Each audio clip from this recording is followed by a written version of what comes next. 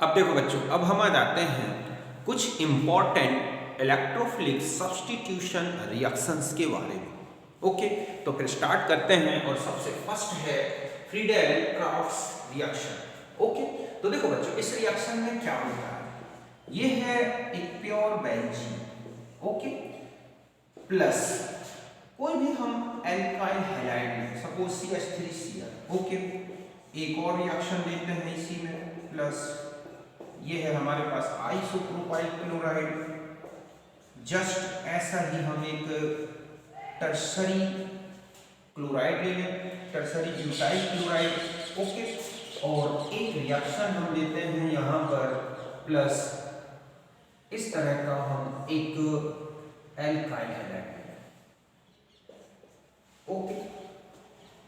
अब हम आते हैं कि यहाँ पर फ्रीडेल क्रॉफ्ट रिएक्शन होती है तो क्या प्रोडक्ट्स होंगे। तो देखो बच्चों, यहाँ पर जो कैटालिस्ट होता है, या हम ये कहें कि जो लुईस एसिड होता है वो है AlCl3 एनहाइड्रस, ओके, ये है। तो इसका प्रोडक्ट क्या होगा बच्चों, देखो यहाँ से H और यहाँ से Cl, इसका रिमूवल कर दें, यहाँ से H, यहाँ से Cl का रिमूवल होगा, यहाँ से H, यहाँ से Cl का रिमूवल होगा, तो हमारे पास इसका प्रोडक्ट तो हो गया इस तरह से, ये है टॉलुइन या मिथाइल बेंजीन, ओके। यहाँ पर हम AlCl3 एनहाइड्रस लेते हैं तो हमारे पास प्रोडक्ट होगा isopropyl benzene, okay, isopropyl benzene, या इसी को बोलते हैं क्यूमीन, ओके। यहाँ पर हम AlCl3 का यूज करते हैं तो यहाँ पर हमारे पास प्रोडक्ट होगा tertiary butyl benzene, okay, tertiary butyl benzene.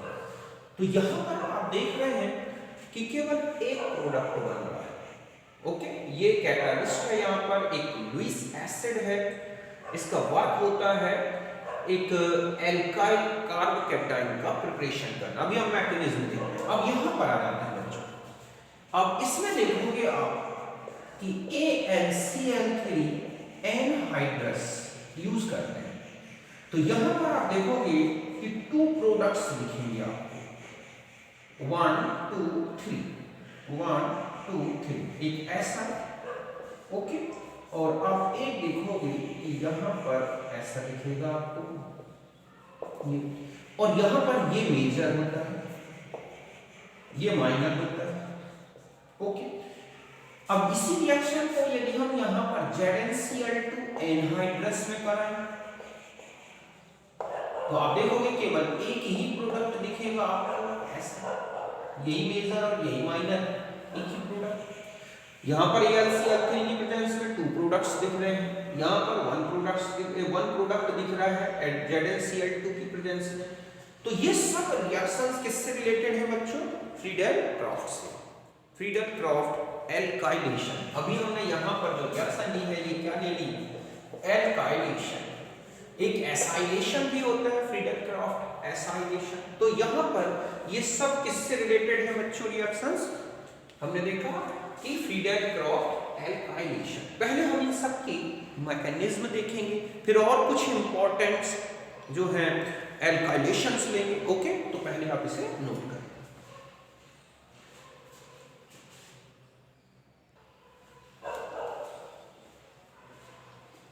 अब देखो बच्चों, अब हम आ जाते हैं फ्रीडेल क्रॉफ्ट रिएक्शन का मैकेनिज्म, ओके। तो देखो सबसे फर्स्ट होता है कि जनरेशन ऑफ इलेक्ट्रोफाइल, ओके, कि इलेक्ट्रोफाइल कैसे जनरेट होता है, कैसे प्रोड्यूस होता है।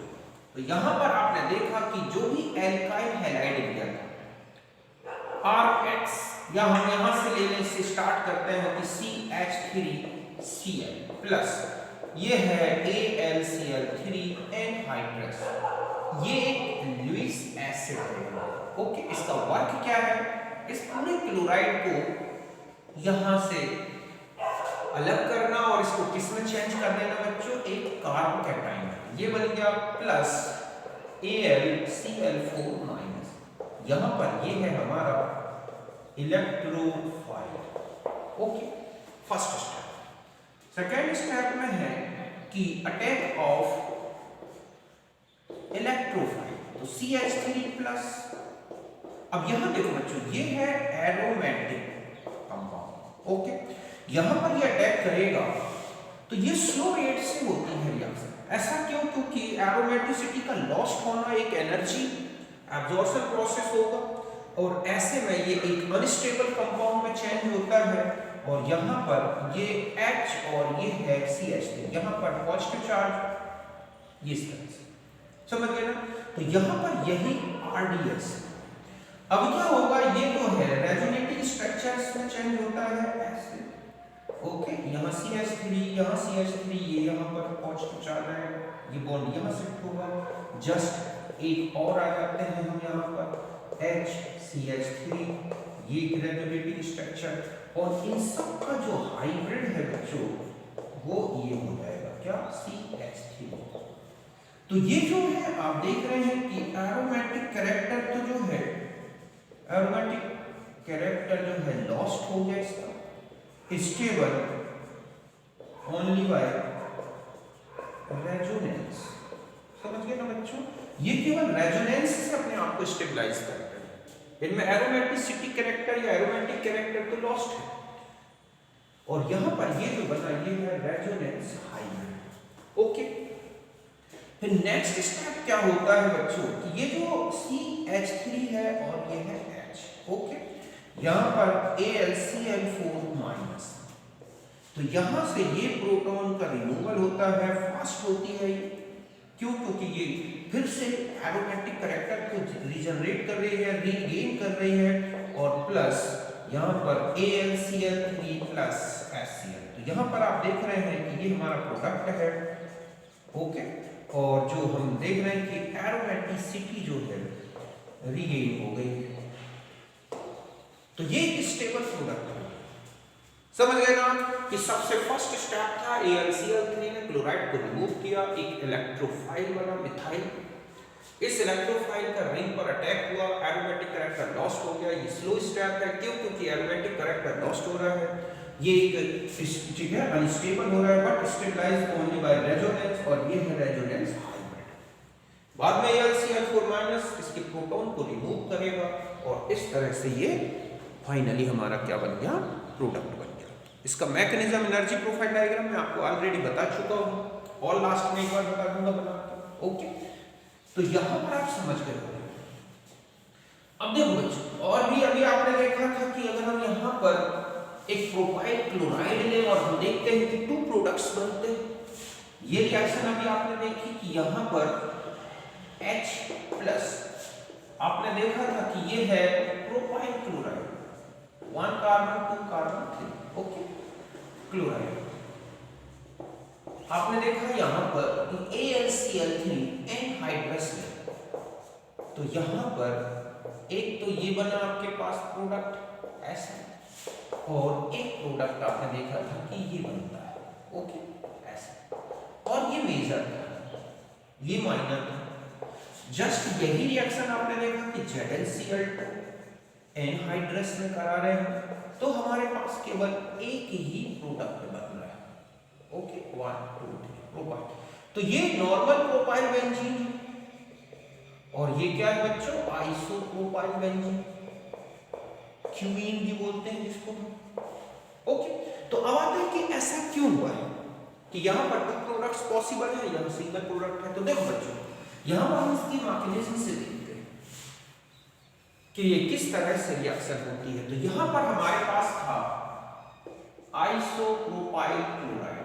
ओके, ये क्या है बच्चों, आइसोप्रोपाइल क्लोराइड। आपने AlCl3 से रिएक्शन कराई और ये चेंज हो गया +1 2, मतलब आपके पास CH3 CH2 CH2+। ओके, ये है 1 डिग्री कार्ब कैटन।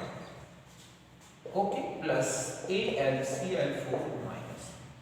ये चेंज हो जाता है बच्चों, किसमें चेंज हो जाएगा, अपने आप को किसमें चेंज करता है, ये सेकेंडरी कार्ब कैटायन। मींस अब ये ऐसे चेंज हो जाएगा, मींस CH3 CH2 से ये हो गया और CH3। यहां पर कौन सी प्रोसेस हुई? 1,2 हाइड्राइड माइग्रेशन। ओके, तो ये स्टेबल कार्ब कैटायन है, मोर स्टेबल 2 डिग्री, ठीक है, carbon cation 2 degree carb cation. अब हम इसका जो अटैक होगा रिंग में, ओके, एक ये है, तो यहां पर एक प्राइमरी का भी अटैक हो सकता है और एक सेकेंडरी का भी। तो यहां पर जो हमारे इंटरमीडिएट बनेंगे, एक तो बनेगा ये वाला ऐसे, ओके, और एक आपने देखा कि जो इंटरमीडिएट बना वो इस तरह का हो गया। यहां भी H है, बस फिर इनसे AlCl4 माइनस, इनकी प्रेजेंस में यहां पर क्या आ जाएगा बच्चों, इस तरह से आपने देखा कि ये प्रोसेस पूरी हो जाएगी, ये बॉन्ड यहां जाएंगे और प्लस ये हो गया आइसोप्रोपाइल। तो ये बन गया मेजर। ऐसा क्यों? क्योंकि यहां पर ये जो है ज्यादा स्टेबल होता है और ये ज्यादा अटैक करेगा, तो ये वाला जो है, ठीक है, मोर अमाउंट में होगा और ऐसे में उसका प्रोडक्ट भी मोर होगा।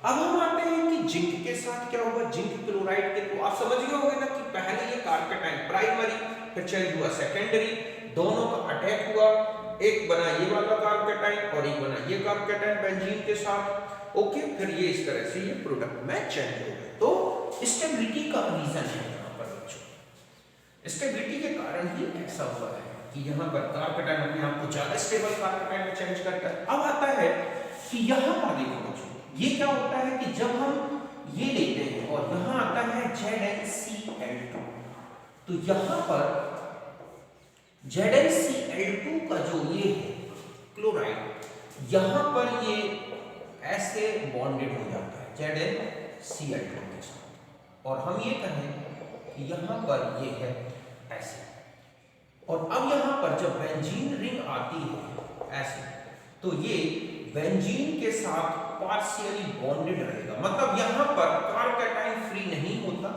एक SN2 जैसी ही हम ये कहें कि ARS जो है SE2 टाइप की रिएक्शन है। तो यहाँ पर ये जो रिंग है, हम इसको ऐसा समझें कि ये हमारी रिंग है और यहाँ पर ये इस C के साथ, ये वाली C के साथ, ठीक है, जो है यहाँ पर ये देख रहे हैं कि ये है CH2 और CH2 एंड CH3, और यहीं पर क्या जुड़ा है Cl ZnCl। तो ये एक ट्रांजिशन स्टेट है, बाद में ये हट गया, तो यहाँ पर हमारे पास एक ही प्रोडक्ट रह जाएगा, ओके, ये इस तरह से CH2 एंड CH3। तो ये जो क्लोराइड कार्बन है वो ये, तो आप देख रहे हैं कि यहाँ पर प्लस क्या निकल गया ZnCl, तो यहाँ पर एक ट्रांजिशन स्टेट बनी। ये ट्रांजिशन स्टेट में ये कार्ब कैटायन टोटल फ्री नहीं होता, क्योंकि ZnCl2 इतना स्ट्रॉन्ग लुईस एसिड नहीं है जितना कि AlCl3 था, और इसने कार्ब कैटायन को अभी फ्री नहीं किया, और ऐसे में रिंग में ये अटैक करता है। जब ये बॉन्डेड हो जाता है तब, तो यहाँ पर ये फास्ट है, ओके, तो यहाँ पर कार्ब कैटायन का, तो यहाँ से अगर हम सर ये फास्ट है और ये रिएक्शन क्या है, स्लो। तो ये कंडीशन बनती है, और यही रीजन है कि ZnCl2 की प्रेजेंस में आपने देखा कि एक ही वन टाइप का प्रोडक्ट बनता है, ओके, तो यहाँ तक नोट करें।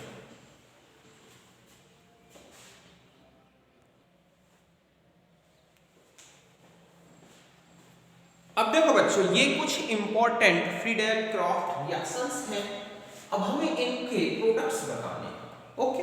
तो देखो यहां पर हम लेते हैं AlCl3 एनहाइड्रस। अब आप देखो बच्चों कि यहां पर ये है एक 1 2 3 4 कार्बन का आइसोब्यूटाइल क्लोराइड, ओके। तो यहां पर आप देखेंगे कि 2 प्रोडक्ट पॉसिबल है। एक तो आप देखोगे कि कैसा प्रोडक्ट दिखेगा आपको, ऐसा, ओके, और एक प्रोडक्ट आप देखेंगे कि ये होगा ऐसा। ऐसा कैसे पॉसिबल होगा बच्चों कि यहां पर ये जो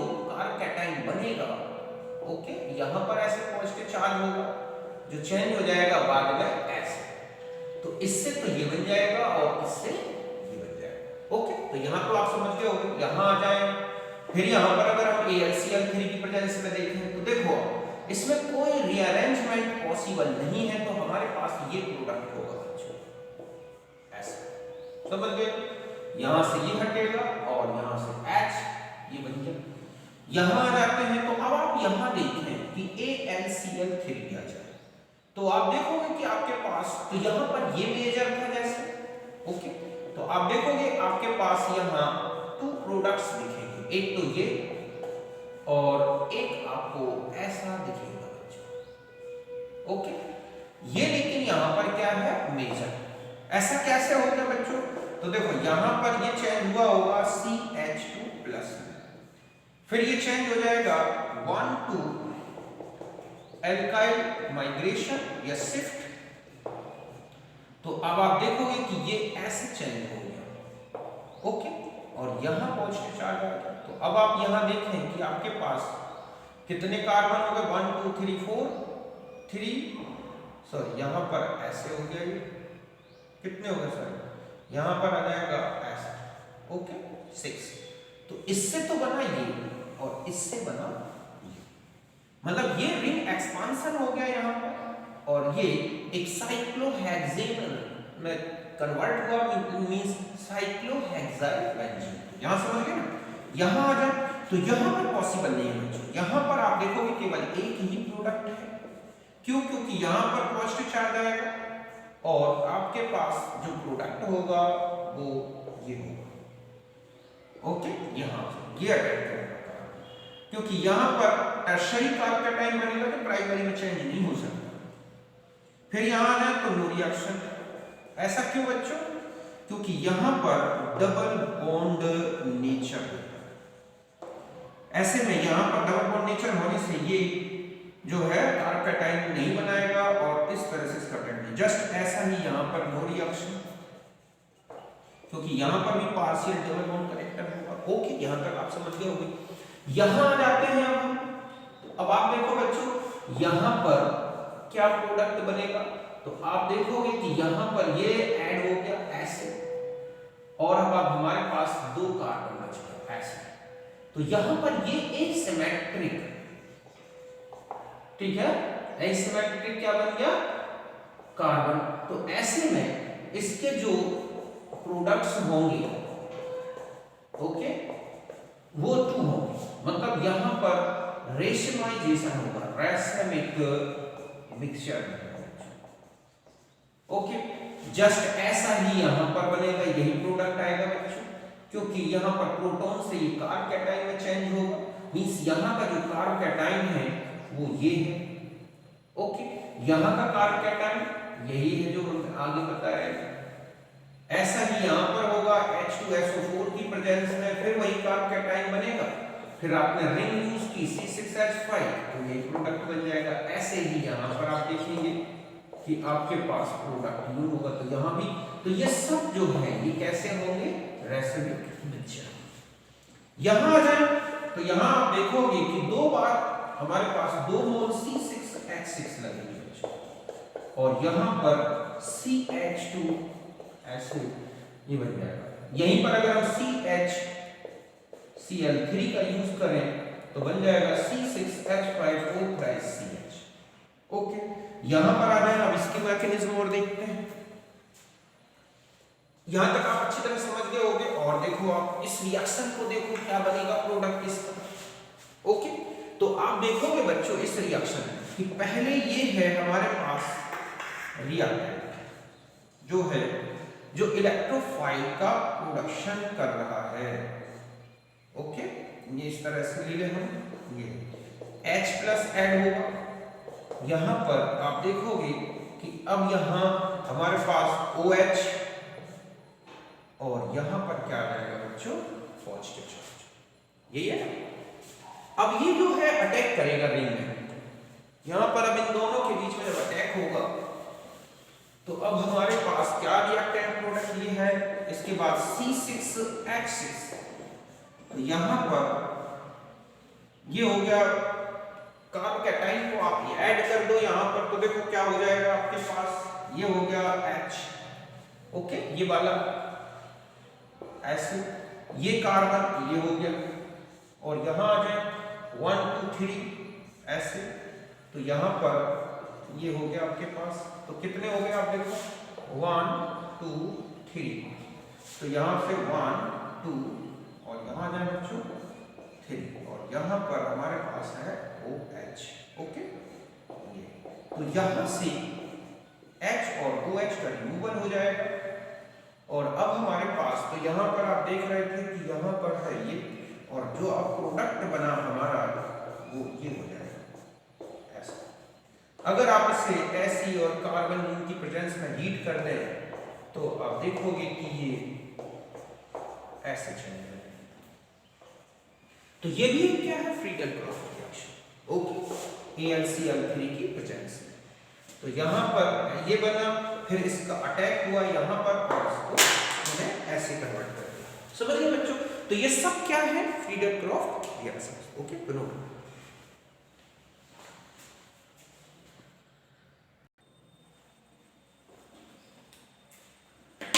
अब देखो बच्चों, अब हम आ जाते हैं कि फ्रीडल-क्रॉफ्ट रिएक्शन में क्या प्रॉब्लम्स आती हैं, क्या क्या ड्रॉबैक्स। तो देखो सबसे फर्स्ट तो ये है कि reaction not take place with meta directing substituted benzene. समझ गए ना कि अगर रिंग में मेटा डायरेक्शनल सब्स्टिट्यूटेड ग्रुप है, like as NO2 SO3H, okay, CHO COOH, इस तरह के ग्रुप्स हैं, तो ध्यान रखें कि फ्रीडल-क्रॉफ्ट रिएक्शन जो है क्या हो जाती है बच्चों, रुक जाती है, इनके साथ नहीं होती। इसके अलावा एनिलीन फिनॉल, इनके साथ भी ये रिएक्शन पॉसिबल नहीं होती। ऐसा क्यों, क्योंकि जो एल्काइल ग्रुप है ना बच्चों, ये बहुत ही वीक इलेक्ट्रोफाइल है, इसको बहुत हाई इलेक्ट्रॉन डेंसिटी चाहिए रिंग में। अगर उसमें मेटा डायरेक्टिंग ग्रुप है तो ये ऑर्थो पैरा पोजीशन में इलेक्ट्रॉन डेंसिटी बहुत कम कर देते हैं, रिंग को डीएक्टिवेटेड कर देते हैं, ओके। तो यही लिखा है कि reaction not take place with meta directing substituted benzene like as NO2 SO3H COOH CHO and also with C6H5NH12 phenol, इनके साथ भी नहीं होती, भले ही एक्टिवेटिंग ग्रुप। ऐसा इसलिए क्योंकि बहुत ज्यादा स्ट्रॉन्ग बेसिक नेचर के होते हैं बच्चों। ये बेसिक नेचर होने से ये जो एल्काइल कार्बोकैटाइन बना वो एक लुईस एसिड है, वो इनके साथ बॉन्डेड हो जाता है, ओके। ऐसे में भी ये रिएक्शन पॉसिबल नहीं होती। तो समझ गए बच्चों कि अभिक्रिया मेटादेशिक समूह युक्त बेंजीन में नहीं चलती, जैसे कि ये है C6H5NO2 SO3, इस तरह से। इसके अलावा इनके साथ भी नहीं होती, ऐसा इसलिए क्योंकि इनमें क्षारीय होता है, ओके। दूसरा है कि ये एल्काइलेशन जो होता है, ये मोनो सब्स्टिट्यूटेड, मतलब बेंजीन में एक एल्काइल के साथ साथ और भी एल्काइल ग्रुप सब्स्टिट्यूटेड हो जाते हैं, मींस पॉली एल्काइलेटेड प्रोडक्ट्स बनते हैं। ऐसा क्यों होता है बच्चों, क्योंकि रिंग में जैसे ही ये एल्काइल ग्रुप आया तो ये इससे कहीं ज्यादा एक्टिवेटेड हो जाएगा। क्यों, क्योंकि ये एक एक्टिवेटेड ग्रुप है, समझ गए ना। तो ये इससे बेंजीन से कहीं ज्यादा रिएक्टिव ये होगा। अब हम वही कंडीशंस फॉलो कर रहे हैं और आगे हम मिथाइल क्लोराइड अगर सप्लाई करेंगे तो इस तरह से एक पॉली सब्स्टिट्यूटेड क्या बन जाएंगे, एल्काइल बेंजीन प्रोडक्ट्स, मींस एक ना बन के इस तरह से हो जाते हैं। तो ये कुछ प्रॉब्लम्स आती हैं जिनके साथ फ्रीडल-क्रॉफ्ट रिएक्शन प्योर कंपाउंड्स नहीं बनाता, या फिर इसके साथ एक्टिवेटेड जो ये है डीएक्टिवेटेड ग्रुप्स हैं उनके साथ भी ये फ्रीडल-क्रॉफ्ट रिएक्शन इजी नहीं आती, ओके। अब हम आ जाते हैं नेक्स्ट है फ्रीडल-क्रॉफ्ट एसाइलेशन। समझ गए ना कि फ्रीडल-क्रॉफ्ट एसाइलेशन रिएक्शन और होती है, अभी आपने ये देखा कि ये थी एल्काइलेशन। अब हम आ जाते हैं फ्रीडल-क्रॉफ्ट एसाइलेशन, ओके। इसमें acyl group RCO group enter होगा, RCO ग्रुप, ठीक है बच्चों, एंटर्स होगा। देखो कैसे, यहां पर ये है हमारे पास बेंजीन, यहां पर हमने Cl COCH3, ओके। तो यहां पर AlCl3 एनहाइड्रस आपने दिया, तो ये बन गया एक एरोमेटिक कीटोन। यहां कोई भी एल्काइल ग्रुप हो सकता है, ओके। अब यहां पर CH3 COCl और AlCl3 है, तो आगे no reaction, no substitution.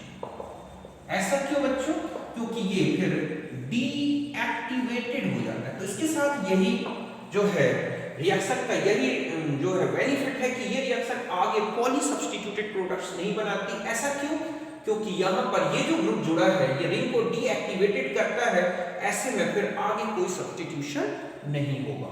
Okay, अब आता है कि और यदि हम यहाँ पर ये ले लें कि Cl2CO, ओके, और AlCl3 2 मोल्स, तो यहाँ पर हमारे पास प्रोडक्ट क्या होगा बच्चों, COC6H5, ये बन गया बेंजोफिनोल। ये क्या है, एसीटोफिनोल। ओके, अब आता है कि जो एसाइलेशन है बच्चों, इसका जो रेट है एसाइलेशन, रेट ऑफ एसाइलेशन, ठीक है, ये जो होता है greater than rate of alkylation. आप इसकी मैकेनिज्म से देख सकते हैं, देखो क्या। ओके, अब हम आ जाते हैं इसकी मैकेनिज्म में, तो हम देखेंगे कि जो एसाइलेशन है वो एल्काइलेशन से फास्ट क्यों होता है। तो देखो इस तरह से कि ये है CH3 C double bond OCl plus AlCl3, तो CH3 C double bond O positive charge plus AlCl4 minus, इसमें जो ये लोन पेयर होते हैं वो इसको स्टेबल बना देते हैं बच्चों। मतलब यहाँ ऑक्टेट कंप्लीट ऑफ कार्बन, समझ गए ना, यहाँ पर ऑक्टेट, तो ये एक स्टेबल हो जाता है, स्टेबल कार्बोकैटायन, फिर ये रिंग पर अटैक करेगा और यहाँ पर इस तरह से ये है हमारे पास RCO इस तरह। ओके, तो यहाँ पर जब अटैक होगा तो वही बिल्कुल सेम वही मैकेनिज्म है, बस वो R लेना था और यहाँ पर हम क्या लेंगे बच्चों, C डबल बॉन्ड OR, और ये फिर आगे इसी तरह से एक रेजोनेंस, ये रेजोनेंस स्ट्रक्चर है, ये रेजोनेंस हाइब्रिड में चेंज होता है, COR और ये है H, इसके बाद बस AlCl4 माइनस, और यहाँ पर हमें प्रोडक्ट मिल जाएगा C double bond OR plus AlCl3 plus क्या, HCl। तो ये एक स्टेबल कार्बोकैटायन होता है और यही रीजन है कि वो एल्काइल कार्बोकैटायन से RCH2 प्लस इससे कहीं ज्यादा स्टेबल है, तो ये ज्यादा बनेगा, ज्यादा अटैक करेगा, रिएक्शन फास्ट होगी। अब आता है कि ऐसा कोई रिएक्टेंट हम है जिसमें एल्काइल ग्रुप और एसाइल ग्रुप दोनों दिख रहे हों और फिर हम देखें कि उसमें कौन सी रिएक्शन होगी। सपोज यहाँ पर हम ऐसा रिएक्टेंट लेते हैं, okay, plus Cl CH2 C double bond O और Cl। अब हम देखें कि इसमें क्या प्रोडक्ट है, तो आप देखोगे कि इसमें जो बच्चों प्रोडक्ट बनेगा वो होगा C double bond O CH2Cl, ये होगा। ओके, AlCl3 की प्रेजेंस में। ऐसा क्यों, क्योंकि यहाँ का जो कार्बोकैटायन बनेगा, मतलब ये CH2 plus C double bond O Cl और एक Cl CH2 C double bond O plus, तो ये ज्यादा स्टेबल होगा due to OCC, octet complete of carbon. तो ये जब रिमूव होगा या ये जब रिमूव होगा तो ये जो कार्बोकैटायन बने इनमें से ज्यादा स्टेबल ये है और ये प्रोडक्ट इसका बनेगा। तो ऐसी रिएक्शंस आप देखोगे कि जो एसाइलेशन है, तो इसमें एक तो ये है कि ये डीएक्टिवेट कर देते हैं, तो पॉली एल्काइलेटेड प्रोडक्ट्स नहीं बनते। फ्रीडल क्रॉफ्ट एल्काइलेशन से एसाइलेशन कहीं ज्यादा फास्ट चलता है। ओके, तो ये था कुछ एल्काइलेट मतलब फ्रीडल क्रॉफ्ट रिएक्शन के बारे में। ओके, तो पहले आप इसे नोट करें।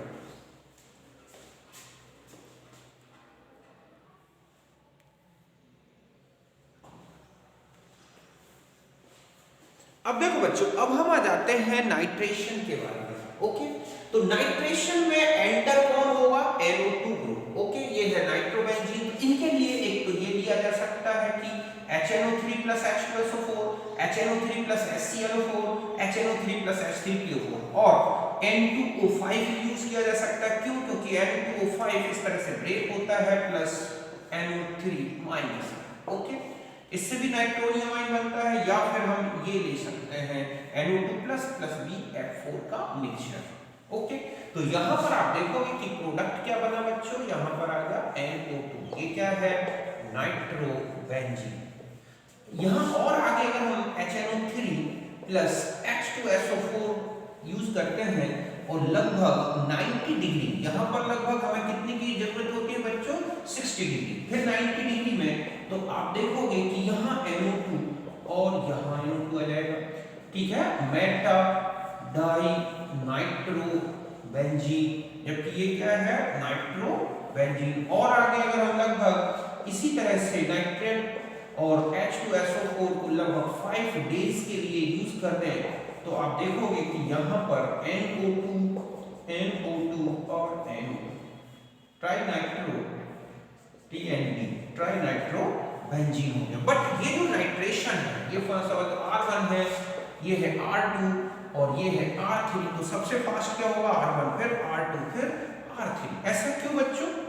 क्योंकि जैसे ही नाइट्रो ग्रुप जुड़ेगा तो ये डीएक्टिवेटेड हो जाती है, बट हाई टेम्परेचर यूज करके हम और आगे इसकी सब्स्टिट्यूशन करा सकते हैं। तो जैसे जैसे नाइट्रो ग्रुप बढ़ते जाएंगे डीएक्टिवेटेड होती जाएगी रिंग और रेट डिक्रीज होगा।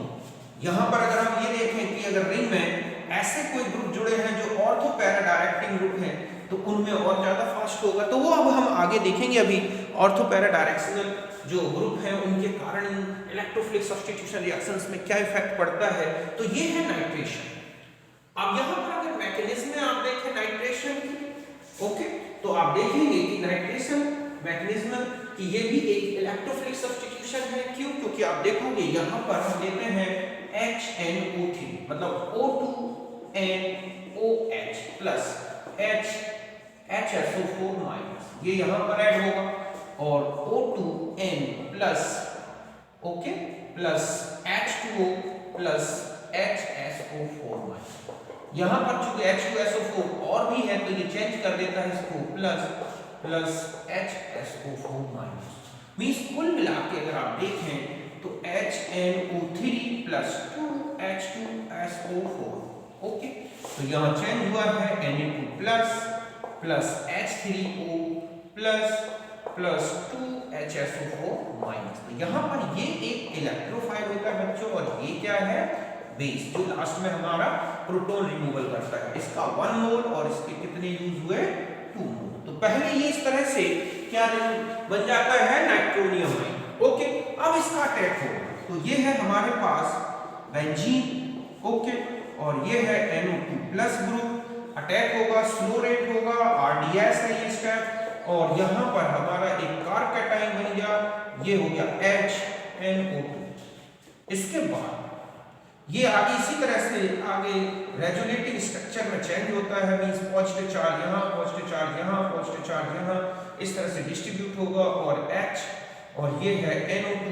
बाद में यहाँ पर जो HSO4 माइनस आयन था ये बॉन्ड यहाँ आएगा और ये रिंग कंप्लीट हो गई और ये हो गया क्या NO2, ये बन गया नाइट्रोबेंजीन। बाकी आगे की जो हमने रिएक्शंस देखी हैं और आगे कर सकते हैं। तो यहाँ तक देखा आपने कि ये है इसकी मैकेनिज्म नाइट्रोबेंजीन का प्रिपरेशन। बेंजीन पर ये था हमारा इलेक्ट्रोफाइल E+ ग्रुप और यहाँ पर ये क्या था बच्चों बेस, जिसने लास्ट में प्रोटॉन का रिमूवल कर दिया और ये बन गया हमारा नाइट्रोबेंजीन। तो ये है नाइट्रोबेंजीन का प्रिपरेशन, बेंजीन की इलेक्ट्रोफिलिक सब्स्टिट्यूशन रिएक्शन।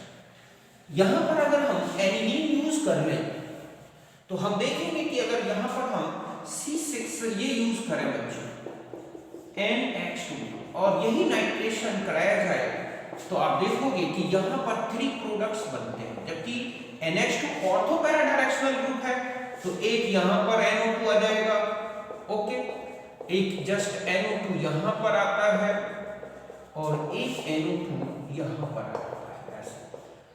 तो यहाँ पर आपने देखा कि यहाँ ये जो रिएक्शन दिख रही है यहाँ पर तो मेटा डायरेक्टेड है और जबकि ये आप देखोगे कि 51%, ये 2% और ये 47%। मतलब यहाँ पर आप देख रहे हैं कि जो प्रोडक्ट का फॉर्मेशन है, ओके, तो यहाँ पर सॉरी यहाँ पर ये तो होता है 2% और ये होता है 51%। तो यहाँ पर ऐसा क्यों हुआ बच्चों कि ये कैसे बन गया ये, जबकि ये तो सही है कि ये तो ऑर्थो पैरा डायरेक्शन के कारण ये यहाँ पर आए तो मेटा डायरेक्टिंग, तो ये कैसे इफेक्ट पड़ा। तो देखो बच्चों क्या होता है कि ये है हमारे पास एनिलीन, ये है बेसिक ग्रुप, ओके, और यहाँ पर HNO3 जब यूज होता है तो ये चेंज हो जाता है NH3+ में और ये जो रिंग ये ग्रुप है ये कैसा होता है मेटा डायरेक्टिंग। और यही रीजन है कि यहाँ पर ये प्रोडक्ट का फॉर्मेशन हो जाता है। तो ये नाइट्रेशन पर इफेक्ट आता है इसका, एनिलीन जैसे में, और भी बहुत सारे हम सब्स्टिट्यूटेड बेंजीन में नाइट्रेशन देखेंगे, बट यहाँ पर ये जो मैंने आपको बताया कि यहाँ पर ये इफेक्ट